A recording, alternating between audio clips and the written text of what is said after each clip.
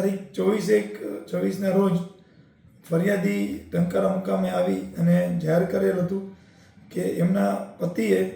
પોતાની પુત્રી 14 વર્ષની છે એની ઉપર રેપ કરેલ છે અને આ હકીકત જાહેર થતાં જ તાત્કાલિક પોલીસ હરકતમાં આવી ગઈ અને પીઆઈ છાસિયા અને એની ટીમે આરોપીને શોધવા માટે ચક્રો ગતિમાન કરેલ. દરમિયાનમાં આ જે ભોગ બનનાર બાળા છે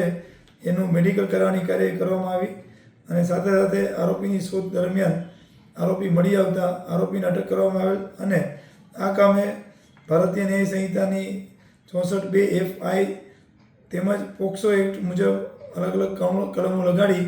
અને આ રેપનો બનાવ બનતો હોય અને બાળા સગીરની હોય આ અંગે ગુનો દાખલ કરી આરોપી અટક કરી ધોરણસરની કાર્યવાહી કરવાની શરૂઆત કરેલ છે.